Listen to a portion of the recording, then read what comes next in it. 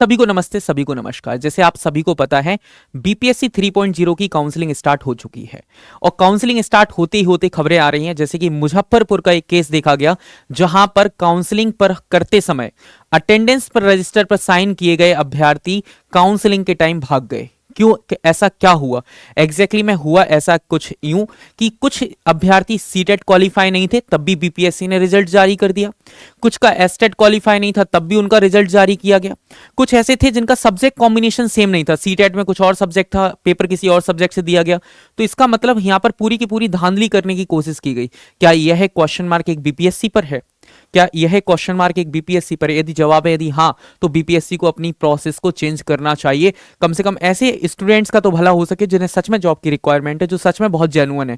ऐसे स्टूडेंट्स की वजह से कुछ ऐसे स्टूडेंट्स भी हैं जिनका सिलेक्शन रुक गया है, जिनका सिलेक्शन नहीं हुआ, वो वेटिंग लिस्ट में है या फिर वो सप्लीमेंट्री रिजल्ट की डिमांड कर रहे हैं। तो ऐसी ही कुछ न्यूज आई कि प्रमाण पत्रों की जांच शुरू हुई तो भाग निकले अभ्यर्थी।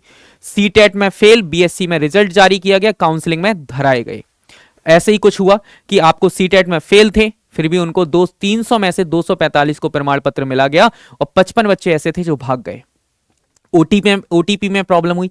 तो सर इनका सॉल्यूशन है क्या? तो सबसे पहले तो ये बात समझ लीजिए, यदि ऐसी न्यूज आ रही हैं तो बीपीएससी 4.0 वालों के लिए एक खुशखबरी है, क्योंकि 100% वैकेंसी बढ़ेगी। 100 + 10% वैकेंसी बढ़ाई जाएगी। इसमें कोई भी दो राह नहीं है कि बीपीएससी 4.0 की वैकेंसी नहीं बढ़ेगी। बीपीएससी 4.0 की वैकेंसी बढ़ेगी। यदि ऐसा ही बीपीएससी का ढर्रा चलता रहा तो वैकेंसी तो खाली रहेंगी। हर साल एग्जाम होगा क्या? तो हमेशा ही खाली रहेंगे। तो चलिए आइए कुछ चीजों को जानते हैं। तो इसी टाइम पर काउंसलिंग के दौरान जब प्रमाण पत्रों की जांच शुरू हुई तो बीच से ही अभ्यर्थी भाग निकले। बीपीएससी तीसरे चरण की शिक्षक काउंसलिंग में पहले दिन मंगलवार को इसे लेकर आपको पता है निबंध परामर्श केंद्र में अफरा तफरी मची रही। ओके, बहुत ज्यादा अफरा तफरी मची रही और कहा गया कि काउंसलिंग कैंप में पहले दिन कई तरह के फर्जीवाड़ा पकड़ा गया। ऐसे अभ्यर्थी भी धरे गए जो सीटेट में फेल थे। कहां पर फेल थे सर? सीटेट में फेल थे, लेकिन बीपीएससी में रिजल्ट जारी कर दिया गया। यही नहीं, कई अभ्यर्थी ऐसे भी थे जिनके विषय संयोजन में गड़बड़ी थी। ऐसे अभ्यर्थी भी थे जिनका स्नातक में विषय कुछ और था और सीटेट में कुछ और। सीटेट में फेल समेत ऐसे 8 अभ्यर्थियों को संदिग्ध सूची में रखा गया है, याद रखिएगा। काउंसलिंग के दौरान हुआ क्या? काउंसलिंग के दौरान पूरी कहानी को समझना।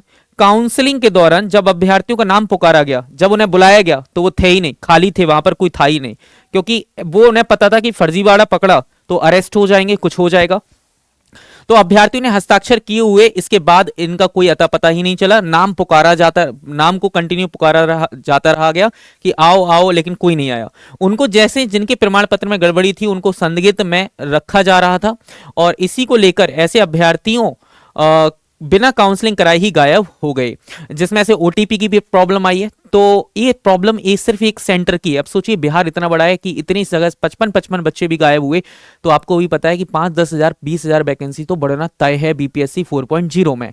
यदि बीपीएससी 4.0 में इतनी वैकेंसी बढ़ेगी तो इसका असर कहां पर दिखाई देगा? यहां पर इसका असर बच्चों पर दिखाई देगा। इसी वैकेंसी यदि बढ़ती है तो फेज 2 का होना भी तय है, क्योंकि फेज 2 के बिना ये वैकेंसी नहीं होगी बीपीएससी 4.0।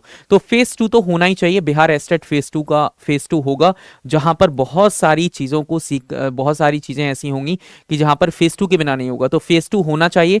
और एक बार प्लीज, यदि आप चाहते हैं कि मैं आपके साथ जुड़ा रहूं तो एक बार प्लीज कमेंट बॉक्स में ये बताएं क्या आपके लिए बीपीएससी 4.0 की क्लासेस को लाना चाहिए, क्या लिटरेचर पढ़ाना चाहिए, क्या आपके लिए ग्रामर के कॉन्सेप्ट को क्लियर कराना चाहिए। यदि जवाब है हाँ, तो एक काम करें, कमेंट बॉक्स में कमेंट जरूर करें कि यस सर, हमें रिक्वायरमेंट है इस चीज की कि हम अपनी तैयारी में 4 चांद लगा दें और हमें आपकी जरूरत है। और बीपीएससी का नया रोस्टर भी, जब बीपीएससी 4.0 का नया रोस्टर भी जारी होगा, तो जब तक आप चैनल को सब्सक्राइब जरूर कर लें, बेल आइकन को प्रेस जरूर कर लें। सब्सक्राइब करने बिना आप निकलिएगा मत, क्योंकि ये बहुत ही इंपॉर्टेंट है। यदि सब्सक्राइब नहीं करोगे तो दिक्कत होगी, क्योंकि आपको अगली इंफॉर्मेशन आप तक नहीं पहुंचेगी।